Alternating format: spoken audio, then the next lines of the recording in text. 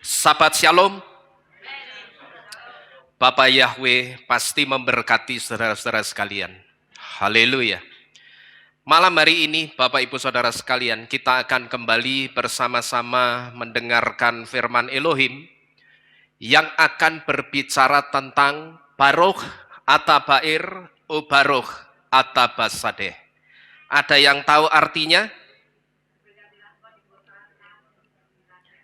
Kalau masih ada yang tidak tahu, ya kebangetan. Tapi kalau masih ada yang tidak tahu, coba kita buka bersama-sama kitab suci kita di dalam kitab Devarim atau kitab Ulangan pasal ke-28 ayat yang ketiga. Artinya ada di sana, saudara. Kita baca bersama-sama. Baruch hatabair ubaruch hatabasadeh. Artinya apa? Engkau akan diberkati di kota dan diberkati juga di ladang. Amin. Haleluya. Jadi Baruch atabair ubaruch hatabasadeh. Artinya itu engkau akan diberkati di kota dan engkau akan diberkati juga di ladang. Dan apa yang kita baca ini, saudara? Ini satu di antara 7 berkat Bapa Yahweh yang selalu kita terima setiap kali kita selesai beribadah Sabat seperti pada malam hari ini. Awalnya, saudara, berkat-berkat ini memang saya katakan berkat-berkat ini eksklusif miliknya atau untuk orang-orang Israel. Nah, tetapi melalui kematian Yesua, sama seperti keselamatan yang tadinya eksklusif hanya untuk orang-orang Israel, sekarang setelah Yesua mati, berkat-berkat ini juga berlaku untuk saudara dan saya.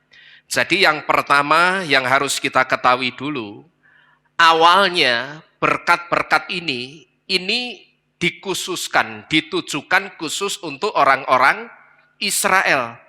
Tetapi setelah Yesua mati atau melalui kematian Yesua, sama seperti halnya keselamatan yang sekarang tidak lagi eksklusif miliknya orang-orang Israel. Demikian pula dengan berkat-berkat ini, saudara. 7 berkat yang ditulis di dalam kitab Devarim atau Ulangan 28 ini, sekarang juga berlaku untuk saudara dan saya. Nah, tetapi sekalipun berkat-berkat ini berlaku untuk saudara dan saya, kita harus tahu satu hal, bahwa ketika Bapak Yahweh memberkati orang-orang Israel, dan ketika Bapak Yahweh memberkati kita dengan 7 berkat ini, Bapak Yahweh itu tidak memberikan berkatnya begitu saja. Tetapi ada harga yang harus dibayar oleh orang-orang Israel. Dan tentunya ada harga juga yang harus kita bayar supaya Bapak Yahweh itu memberkati kehidupan kita. Dan kalau kita melihat kitab Ulangan atau Devarim 28 ayat yang pertama tadi, kita akan tahu harga apa yang harus kita bayar supaya Bapak Yahweh itu bisa memberkati kehidupan kita. Di ayat yang pertama, saudara, kita bisa melihat harga yang harus kita bayar. Yang pertama, kita itu harus jadi pendengar Torah yang baik. Yang pertama, kita harus mendengarkan setiap perintah di dalam Torah itu dengan baik. Yang saya sebut saudara dan saya dan juga orang-orang Israel, kalau mau diberkati, yang pertama itu harus jadi pendengar Torah yang baik dulu. Nah, tetapi tidak berhenti sampai di situ. Karena jadi pendengar Torah yang baik, itu tidak akan membuat kita diberkati, saudara.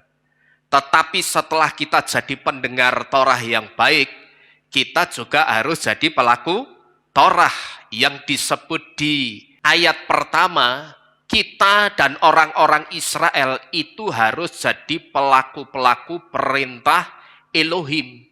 Bahkan kalau saudara perhatikan di situ masih ada tendensinya, ada kata-kata hati-hati di dalam melakukan setiap perintah Elohim, atau hati-hati di dalam setiap melakukan Torah. Karena apa kok mesti hati-hati? Karena apa yang dimaksud Torah itu terkadang di penangkapan kita, di pikiran kita tidak sama, saudara. Kita menafsir Torah seperti ini, tetapi ternyata yang dimaksud Torah sebetulnya bukan seperti itu. Nah, itu yang dimaksud dengan kita itu harus hati-hati melakukan setiap perintah Elohim yang ada di dalam Torah. Jadi kalau mungkin sekarang ini ada di antara kita yang sudah mengaminkan setiap 7 berkat yang kita terima setiap kali kita selesai ibadah, tetapi kita masih merasa, kenapa ya berkat itu kok tidak pernah aku terima? Nah, coba di sini saudara selidiki. Yang pertama, saudara itu sudah jadi pendengar Torah yang baik atau belum? Atau jangan-jangan ketika saudara mendengarkan Torah, hati dan pikiran saudara itu ngomong apa? Wah, Torah lagi firmannya. Bosen aku. Kalau saudara sering berpikir seperti itu ketika saudara diajar tentang Torah, berarti saudara itu belum jadi pendengar Torah yang baik. Karena masih ada apa? Masih ada pemberontakan. Masih ada rasa tidak terima dengan Torah. Nah, kalau begitu, terus apa bedanya kita orang-orang yang sudah percaya Bapak Yahweh ini dengan orang-orang yang belum percaya Bapak Yahweh yang sekarang ini juga masih mati-matian menentang atau menolak Torah. Jadi coba saudara selidiki, kalau setiap kali saudara mendengarkan ucapan 7 berkat setiap selesai ibadah yang saya bacakan, lalu di situ saudara aminkan dengan sungguh-sungguh, amin. Tapi begitu pulang dari kehilat, dalam kehidupan sehari-hari saudara berpikir, tapi kenapa ya berkat yang aku aminkan itu kok tidak pernah aku rasakan dan aku terima di dalam kehidupanku. Yang pertama, coba saudara selidiki, saudara itu sudah jadi pendengar Torah yang baik atau belum? Dan kalau coba saudara selidiki, ternyata saudara sudah jadi pendengar Torah yang baik. Coba saudara selidiki juga, aku itu sudah jadi pelaku Torah atau belum? Karena sekali lagi, jadi pendengar Torah yang baik itu tidak membuat kita diberkati. Tetapi yang membuat kita diberkati itu kalau kita jadi apanya? Jadi pelakunya, saudara-saudara sekalian. Karena sekali lagi, Bapak Yahweh itu tidak memberikan berkatnya begitu saja. Tetapi ada satu hal yang saya sebut dengan ketaatan sebagai harga yang harus kita bayar. Kalau saudara pernah mendengar ada istilah tidak ada yang gratis di dunia ini. Sebetulnya istilah tidak ada yang gratis di dunia ini, itu konsepnya Bapak Yahweh ketika Bapak Yahweh itu memberkati orang-orang Israel. Pernah ya saudara dengar ya, istilah tidak ada yang gratis di dunia ini. Bahkan pernah ada satu joke atau lelucon. Orang masuk ke satu warung, di situ ada tulisannya, hari ini bayar, besok gratis. Orangnya begitu makan bayar. Terus dia berpikir, sesok tak merene meneh. Soalnya sesok aku makannya gratis. Besok aku makannya gratis karena aku sudah bayar hari ini. Tapi begitu besoknya orangnya ke warung yang sama, bayar lagi enggak kira-kira? Bayar lagi. Karena tulisannya selalu berlaku, hari ini bayar, besok gratis. Proteslah dia sama yang punya warung. Loh katanya hari ini bayar, besok gratis. Lah iya, hari ini bayar, besok gratis. Itu mau ketemu kiamat pun tetap bayar. Tidak ada yang gratis, saudara. Jadi kalau dunia saja mengenal istilah atau ungkapan tidak ada yang gratis di dunia ini, itu sebetulnya konsepnya Bapak Yahweh ketika Bapak Yahweh itu memberkati orang-orang Israel. Konsepnya ditaruh di mana, saudara? Konsepnya itu ditaruh di kitab Devarim atau Ulangan 28, ayat yang pertama sampai dengan yang kedua. Di situ dikatakan apa? Kalau kamu mendengarkan dengan baik-baik setiap perintah-perintahku, berarti setiap apa itu kalau perintah? Torah. Dan dengan berhati-hati melakukannya, semua berkat-berkat ini akan aku perintahkan datang di dalam kehidupanmu. Ini menunjukkan ungkapan dunia tidak ada yang gratis di dunia ini, itu sebetulnya berangkat dari konsepnya Bapak Yahweh. Ketika Bapak Yahweh itu memberkati orang-orang Israel. Jadi dari sini saudara kita bisa melihat ketaatan dengan Torah itu harga yang harus dibayar orang-orang Israel dan harga yang harus kita bayar juga kalau orang-orang Israel dan kita itu mau diberkati. Nah, sekarang kita akan bersama-sama melihat ada apa di balik satu berkat yang dikatakan seperti di depan ini, Baruch atabair, Baruch katabasadeh, yang artinya diberkatilah engkau di kota dan diberkatilah juga engkau di ladang. Ini ada apa di balik satu berkat ini? Karena kalau kita perhatikan baik-baik berkat ini, di situ ada dua tempat dengan satu fungsi yang sama yang disebut Elohim di dalam berkat pertamanya.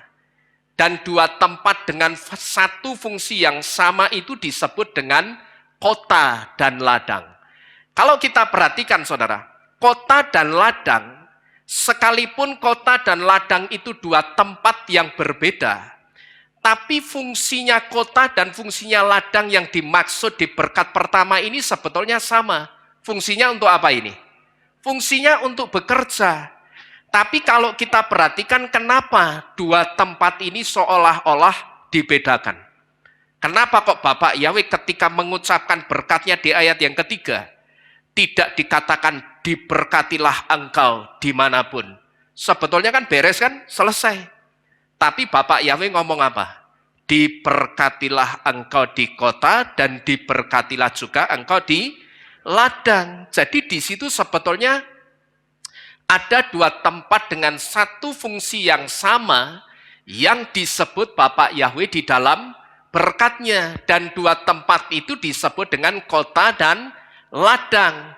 Nah, kota dan ladang, sekalipun kota dan ladang itu dua tempat yang berbeda, tapi fungsinya itu sebetulnya sama. Yang tidak lain yang dimaksud di berkat yang pertama ini fungsinya untuk bekerja. Tapi sekali lagi, kenapa dua tempat ini seolah-olah dibedakan?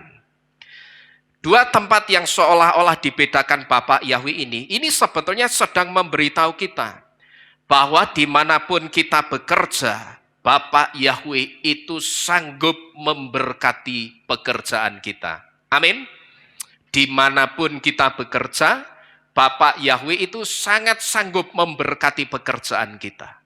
Bahkan kalau saudara memperhatikan baik-baik, seringkali setelah saya mengucapkan doa berkat yang pertama, saya katakan apa? Baruch atabair, Baruch atabasadeh. Diberkatilah engkau di kota dan di ladang. Terus saya ngomong apa? Dimanapun engkau menancapkan bajak pekerjaanmu, di situ ada Bapak Yahweh yang akan selalu menolong dan memberkati pekerjaanmu. Amin. Itu artinya apa? Dimanapun tempatnya, dimanapun kita bekerja, sebetulnya Bapak Yahweh itu sanggup memberkati pekerjaan kita. Kalau Bapak Yahweh sudah mengatakan tempat yang diberkati itu di kota dan di ladang, itu artinya tidak ada batasan tempat untuk berkat Bapak Yahweh. Tidak ada batasan tempat untuk berkatnya Bapak Yahweh. Semua tempat itu bisa diberkati. Sama Bapak Yahweh itu sangat bisa, saudara. Bahkan sekalipun tempat kita bekerja, tempat itu disebut bukan satu lahan yang basah, bukan tempatnya uang panas atau tempatnya uang kotor mengalir dengan mudah. Yang seringkali orang sebut tempat kita bekerja itu bukan lahan basah. Tetapi kalau saudara percaya Bapak Yahweh itu sanggup memberkati kita dengan cara yang lain. Sekalipun tempat kita bekerja itu bukan lahan yang basah. Saudara ngerti kata-kata lahan yang basah, tahu maksudnya? Lahan yang basah itu tempat di mana uang panas atau uang kotor itu mengalir dengan mudah, saudara. Tetapi sekalipun tempat itu kita lihat kering, tidak mungkin ada uang tambahan yang bisa aku dapatkan dari tempat ini. Percayalah Bapak Yahweh bisa memberkati saudara dengan cara yang lain. Dan itu cara yang tidak terduga-duga. Yang kita tidak pernah pikirkan. Tetapi tiba-tiba ada saja berkatnya Bapak Yahweh itu untuk kita.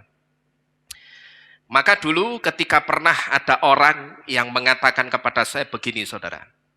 Pak, saya mau pindah ke luar negeri saja.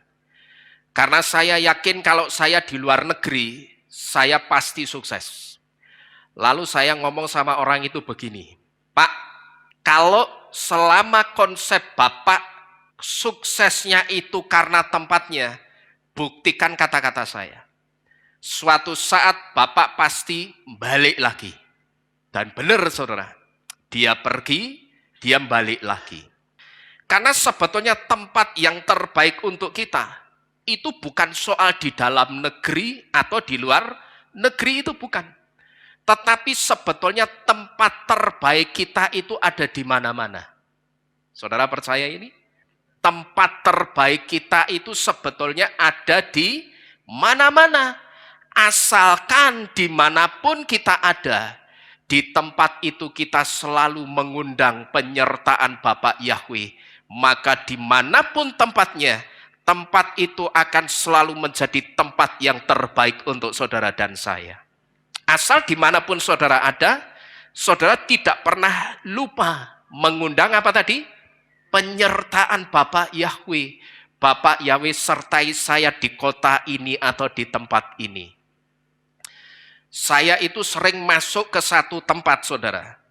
Yang saya sebut tempat itu dalam tanda kutip dengan kandang singa. Saudara ngerti artinya kandang singa enggak kira-kira? Kandang singa yang saya maksud di sini, itu ke tempatnya orang-orang yang berseberangan pendapat dan berseberangan pengajaran dengan saya. Tapi ketika tempat itu sebelum saya datangi, saya serahkan dulu kepada Bapak Yahweh. Bapak Yahweh, saya serahkan tempat yang mau saya datangi ini. Dan alam roh yang menaungi tempat itu saya serahkan dalam kuasa Ruach HaKodes saja. Yang saya rasakan, Bapak Yahweh itu selalu menolong saya, saudara. Saya ingat dengan satu kejadian sekitar beberapa tahun yang lalu. Waktu itu saya tidak tahu kalau ternyata saya masuk ke kandang singa, saudara. Karena ternyata begitu saya selesai khotbah, pendeta-pendeta yang datang saat itu, mereka rapat sendiri di belakang. Bahkan sebelum saya selesai khotbah, waktu itu ceritanya begini, saya ngajar begini. Saudara-saudara sekalian, yang harus kita kasih sekarang itu Yeshua HaMasyiah, bukan Yesus Kristus. Lalu saya jelaskan siapa Yesus dan gelarnya Kristus yang sesungguhnya. Saya belum selesai menjelaskan, waktu itu pendeta-pendeta yang sekolah teologi ini mereka berdiri semua. Mereka berdiri terus mereka mojok sendiri ke belakang, mereka merapatkan saya yang sedang khotbah ini, saudara. Terus mereka bilang sama yang punya acara begini, Bu, nanti selesai acara ini, kita mau bicara sama pendetanya itu. Lalu begitu saya turun mimbar, saya diceluk sama yang punya acara, Pak, ini teman-teman pendeta mau bicara sama Bapak soal pengajaran yang Bapak sampaikan tadi. Bagaimana, Pak? Oh boleh, silakan. Saya tunggu di ruang tamu kamar hotel saya. Saya tunggu, saudara. Lama ora teko-teko. Begitu datang, yang datang satu ibu-ibu. Terus dia ngomong, Pak, saya itu sekolah teologi bertahun-tahun, Pak. Oh iya, Bu. Tapi kok saya tidak pernah ya, Pak, diajari di teologi saya tentang Yesus dan gelarnya Kristus seperti yang Bapak sampaikan tadi. Itu pengajaran dari mana? Lalu saya jawab, ya memang tentang Yesus dan Kristus yang sesungguhnya ini memang tidak pernah ada di teologi ya Bu. Karena ini dulu saya dan ketua sinode saya dapatkan dari satu sumber. Tetapi apakah kalau bukan dari teologi lantas kita anggap itu sebuah kesalahan? Kalau saya tidak mau Bu, saya akan selidiki dulu kebenarannya bagaimana. Ternyata setelah saya selidiki, ternyata itu benar. Coba Ibu renungkan saja. Yang paling gampang merenungkannya itu begini. Miriam atau Maria itu seorang Yahudi yang berbahasa Ibrani. Coba Ibu renungkan, mungkin enggak orang Yahudi punya anak, lalu anaknya dikasih nama Yesus, nama Yunani. Coba Ibu renungkan itu baik-baik. Itu jelas tidak mungkin. Setelah saya jelaskan, oh ternyata yang dimaksud begitu. Ya iya. Jadi pada waktu itu saudara, saya rasakan saya itu ternyata masuk ke kandang singa. Bahkan saya ingat pada waktu saya selesai khotbah, karena pada waktu itu yang punya acara ini ya saya bilang yang ngaco juga. Karena yang diminta ngisi doa syafaat, itu bukan orang-orang yang satu roh dengan kita. Jadi atmosfernya semrawut gitu loh, saya rasakan itu. Nah karena saya merasakan atmosfer yang tidak nyaman, rohnya yang ditebar yang ada saat itu bukan cuman rohnya Bapak Yahweh dan Yesua. Ya saya pamit ke hotel, ke kamar saya. Wah itu yang dari mimbar sudah teriak-teriak, jangan keluar dulu, acara belum selesai. Bayangkan saudara, itu kejadian loh saudara. Maka saya sebut ternyata saya pada waktu itu masuk kandang singa. Tetapi yang saya rasakan, ketika tempat itu sebelum saya datangi, saya serahkan kepada Bapak Yahweh. Bapak Yahweh itu selalu menolong saya saudara. Dan saya juga percaya, saudara dimanapun, saudara serahkan tempat itu dulu, Bapak Yahweh pasti juga menolong saudara. Bapak Yahweh sudah janji memberkati apa? Diberkatilah engkau di kota dan di ladang. Itu artinya dimanapun kita menempatkan bajak pekerjaan kita. Saya kan juga bekerja, ya kan? Cuman bedanya saya dengan saudara, kalau saudara di ladang sekuler, saya di ladang pelayanan. Maka saya ketika serahkan kepada Bapak Yahweh betul-betul memberkati ladang pekerjaan saya. Orang-orang yang seperti singa ini tadi, tiba-tiba setelah dijelaskan, ya sudah anteng semuanya. Jadilah itu yang saya sebut saudara-saudara sekalian. Tempat di mana kita selalu mengundang penyertaan Bapak Yahweh, sebetulnya tempat itu akan selalu jadi tempat terbaik untuk saudara dan saya. Jadi tempat terbaik untuk kita itu sebetulnya ada di mana-mana. Asalkan dimanapun kita ada, di situ kita tidak pernah lupa mengundang penyertaan Tuhan. Dan kalau saudara mungkin seorang pengusaha, ya ini saudara-saudara yang jadi pengusaha.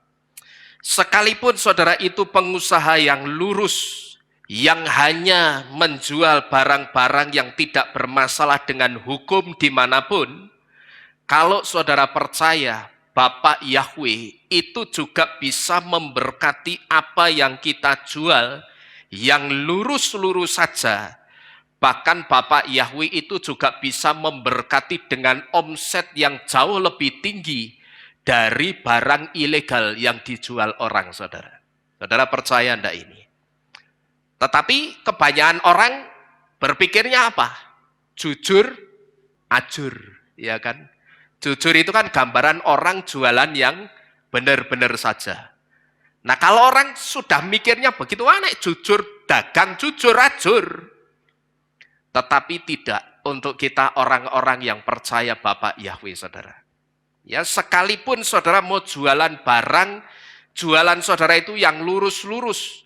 saudara cuman jualan yang barang-barang legal, Bapak Yahweh itu juga bisa memberkati saudara bahkan dengan omset yang nilainya itu jauh lebih tinggi dari barang-barang ilegal yang dijual oleh orang lain.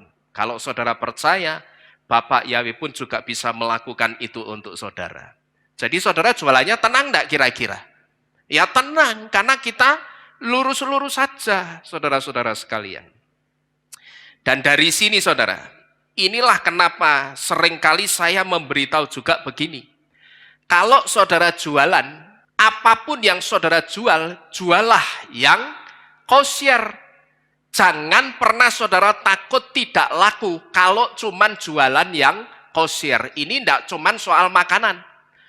Kosher itu tidak hanya soal makanan saudara. Ya, tetapi kalau saudara jualan apapun, jualah yang kosher dan jangan pernah takut tidak laku kalau cuman jualan yang kosher.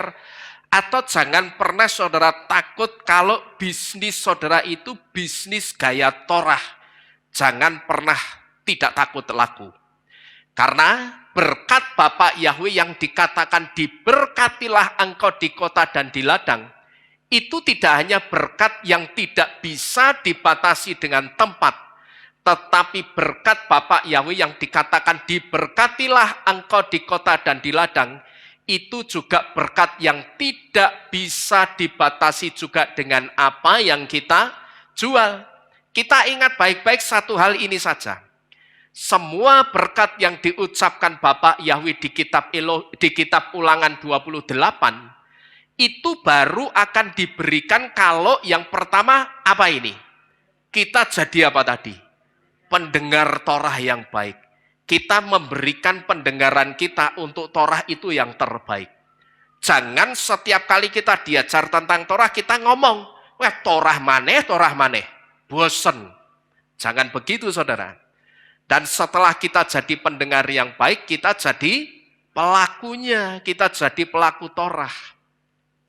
Nah kalau semua berkat yang diucapkan Bapak Yahweh di kitab Ulangan 28 ini, baru akan diberikan kalau kita jadi pelaku Torah. Berarti saudara itu sebetulnya tidak perlu takut tidak laku kalau cuman jualan yang kosher. Jangan saudara takut tidak laku. Coba saya mau tanya, saudara jualan yang kosher, berarti saudara itu sedang melakukan Torah atau tidak? Kalau saudara jualan yang kosher, berarti saudara sedang melakukan Torah atau tidak?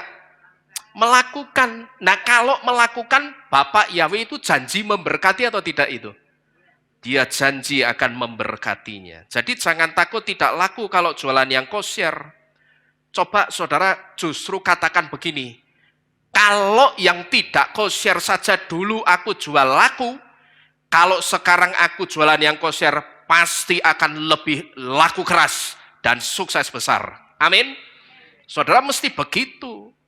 Jadi sebetulnya seperti yang pernah saya sampaikan di sini, tidak ada alasan untuk pembenaran. Ketika orang mengatakan apa? Lah kalau ndak jualan babi terus dodolan apa? Lah kalau ndak jualan babi terus jualan apa? Kalau ndak jualan udang mau jualan apa? Dan ini yang ngomong orang yang percaya Bapak Yahweh. Dan orang itu juga khotbah saudara. Ya saya merenung lah kalau yang diajarkan seperti ini, bagaimana Torah itu akan dilakukan semua orang-orang yang percaya Bapak Yahweh. Kalau orang-orang pengajarnya, orang-orang yang percaya Bapak Yahweh, ada yang mengatakan seperti itu. Kenapa sih justru memberikan solusi yang seperti itu? Maka tidak heran kalau sekarang ini orang-orang yang dulu ada di sini betul-betul taat dengan makanan kosher, tapi begitu pindah ke satu tempat, sekarang justru pamer-pamer di Facebook katanya. Makan babi sambil ngomong apa? Ternyata enak ya babi. Dulu pada waktu di sini taat, tapi sekarang begitu sudah tidak di sini justru pamer di Facebook. Ternyata enak ya babi, sambil malang kerik mangan babi. Saudara ngerti? Yang dilakukan orang ini sudah ngece Bapak Yahweh loh. Tahu ngece enggak? Ngece itu menghina. Ya, seperti sama saja tanpa dia sadari. Dia itu sedang ngomong, Bapak Yahweh jeblane enak gitu, babi ki enak. Kok ini mbok larang, wong enak. Ngerti, orang itu sebetulnya tanpa dia sadari secara tidak langsung, dia sedang ngomong begitu sama Bapak Yahweh. Ini yang saya sebut orang ini ngece berarti sama Bapak Yahweh. Ya, hati-hati. Jadi Bapak Ibu Saudara sekalian, jangan pernah saudara takut kalau saudara cuman jualan yang kosher. Karena semua berkat yang diucapkan Bapak Yahweh di kitab Ulangan 28 tadi, baru akan diberikan kepada kita itu justru kalau kita sudah jadi pelaku Torah atau ketika kita sudah melakukan Torah. Sekalipun kalau secara hitung-hitungan dagang, jualan yang tidak kosher hasilnya itu lebih banyak dan hasilnya lebih cepat itu kalau secara kalkulator dagangnya seperti itu. Tetapi saya berani mengatakan buktikan saja. Dapatnya cepat, dapatnya banyak, cepat, habisnya pasti juga cepat. Loh, saya bisa ngomong begini karena saya dulu pelakunya, saudara. Saya ingat, dulu pada waktu saya kerja, saya itu sangat taat sekali dengan persepuluhan. Bahkan persepuluhan saya kalau dihitung itu nilainya bukan cuma 1/10, mungkin 1/12 atau 1/15-nya. Tidak cuma per puluhan, tapi per 15-an mungkin. Pada waktu itu, saya kalau per puluhan itu tidak pernah memotong dari pengeluaran. Tapi berapapun saya budget seseorang, pada waktu itu misalkan ada orang ngechatkan casing handphonenya ke saya tarif dia 500.000. Sekalipun saya beli cat, beli amplas, beli thinner, totalnya katakanlah 50.000, saya tidak pernah perpuluhan dari 450.000-nya itu tidak pernah. Selalu saya tarif orang itu berapa, 500.000, saya ambil perpuluhan dari 500.000. Saya sisihkan 50.000-nya untuk perpuluhan. Bahkan saya pernah, saudara, setelah anak saya masuk rumah sakit, tak total biayanya berapa. Begitu ketemu biayanya saya perpuluhan. Berani ada yang melakukan seperti ini? Mungkin saudara bertanya, lah kok perpuluhan dari habis sakit berarti kan mengundang penyakit? Oh tidak. Karena konsepnya itu saya rubah. Saya balik. Anak saya, keluarga saya diizinkan sakit saat itu karena Bapak Yahweh mau mendatangkan berkatnya yang lebih besar untuk kehidupan saya. Maka tidak pernah saya anggap anak saya sakit itu sebagai malapetaka, enggak. Tetapi saya anggap itu Bapak Yahweh mau memberkati saya. Maka begitu saya tahu globalnya berapa, saya ambil 1/10-nya, saya perpuluhan, saudara. Jadi pada waktu saya dulu bekerja, saya itu sangat taat dengan persepuluhan. Tetapi yang saya rasakan pada waktu itu, rasanya perpuluhan saya itu seperti bukan jadi berkat, tapi kalau saya rasakan itu justru kok jadi kayak malah jadi kutuk ya. Dapat uang banyak, habisnya juga banyak. Dapatnya uang cepat, habisnya juga cepat dan habisnya juga banyak. Dan pada waktu itu setelah saya renungkan, saat itu Ruach HaKodes itu memberitahu satu hal kepada saya, bahwa ternyata apa yang saya jual, atau apa yang saya lakukan dulu di dalam pekerjaan saya, itu tidak kosher, saudara. Cara jualan saya dan apa yang saya jual, dan apa yang saya lakukan dulu, itu banyak tidak benarnya. Maka saya dapat duit banyak ya cepat, tapi habisnya ya banyak, bahkan lebih banyak dan cepat juga. Padahal saya sudah perpuluhan. Nah, piye itu saudara? Di situ saya jadi tahu. Sekalipun pada waktu itu saya sudah mengembalikan milik Bapak Yahweh, yaitu persepuluhan. Tetapi ternyata persepuluhan saya pada waktu itu saya rasakan tidak jadi berkat, tapi justru jadi kutuk. Dan pada waktu itu juga saya rasakan okel atau perusak atau penyakit atau masalah itu kok masih diizinkan ya datang dalam kehidupan saya itu kenapa?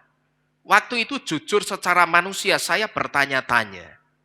Tetapi pada waktu itu Roh HaKudes itu memberitahu. Waktu itu karena Bapak Yahweh itu melihat masih ada misor. Apa ini misor? Misor itu ragi yang menghamiri perpuluhan saya. Raginya apa? Raginya yang pertama saya curang, saya tidak jujur, dan apa yang saya lakukan pada waktu itu juga tidak kosher. Jadi barangkali ada di antara kita yang bertanya-tanya, kenapa aku sudah perpuluhan, tapi kok okelnya perusaknya itu masih datang juga, itu kenapa? Coba saudara selidiki ini. Yang saudara kerjakan itu kosher atau tidak? Karena kalau kosher, pasti diberkati saudara. Tapi kalau tidak kosher, ya yang akan terjadi itu seperti saya dulu. Gitu loh. Ini saya buka-bukaan saja, saya terang-terangan saja. Saya dulu dapat duit banyak ya cepet, tapi keluar lebih banyak juga cepet. Yang saya sebut keluarnya lewat apa? Bisa lewat penyakit, lewat masalah, dan sebagainya. Lalu di situ saya merenung, loh, Bapak Yahweh, saya kan sudah taat perpuluhan. Kenapa kok masih ada okel? Si perusak itu masih datang dalam kehidupan saya yang saya rasakan pada waktu itu. Nah, pada waktu itu Roh HaKudes memberitahu, karena perpuluhanmu itu masih ada misornya, masih ada raginya. Dengan kata lain, saya itu seperti dikasih tahu begini, kamu perpuluhan dari hasilmu yang curang. Kamu tidak jujur dan kamu tidak kosher. Apa yang kamu kerjakan itu tidak kosher. Jadi coba barangkali ada di antara kita yang mendengarkan firman ini dari manapun. Mungkin saudara sudah melakukan ketaatan Torah dalam hal persepuluhan. Tetapi pada waktu itu saudara merasakan kenapa okel atau si perusak itu kok masih datang di dalam kehidupanku. Coba saudara selidiki ini. Yang saudara kerjakan itu sudah kosher atau belum? Karena saya sangat percaya kalau sudah kosher, apapun yang saudara kerjakan itu tidak akan ada okelnya lagi, itu tidak ada. Tetapi saudara akan semakin diberkati dan diberkati. Itu kalau benar. Tidak mungkin menyusut tetapi akan selalu bertambah, akan selalu naik. Seperti yang kitab suci katakan di berkat yang ketujuh apa? Engkau akan selalu naik dan tidak pernah turun lagi. Jadi sekali lagi, tidak ada batasan tempat untuk Bapak Yahweh memberkati saudara dan saya. Amin. Kalau sudah dikatakan engkau akan diberkati di kota dan di ladang, itu artinya tidak ada batasan tempat untuk Bapak Yahweh itu memberkati kita. Mau di kota yang pusatnya bisnis atau di ladang sekalipun, yang secara mata manusia, orang kalau bekerja di ladang dibanding-bandingkan sama di kota, seringkali di ladang itu dianggap apa? Jauh dari keberhasilan, kan begitu? Lah nek ning kota aku iso sukses. Kalau di kota aku akan sukses. Tetapi berkat Bapak Yahweh tidak berkata seperti itu. Diberkatilah engkau di kota dan di ladang, engkau akan diberkati di kota dan akan diberkati juga di ladang. Itu artinya tidak ada batasan tempat untuk Bapak Yahweh itu memberkati saudara dan saya. Bapak Yahweh sanggup memberkati apapun yang kita kerjakan, dimanapun itu tempatnya. Amin. Amin. Bapak Yahweh memberkati saudara-saudara sekalian. Mari kita bersama-sama tunduk di dalam doa. Bapak Ibu Saudara sekalian, kita akhiri firman pada malam hari ini.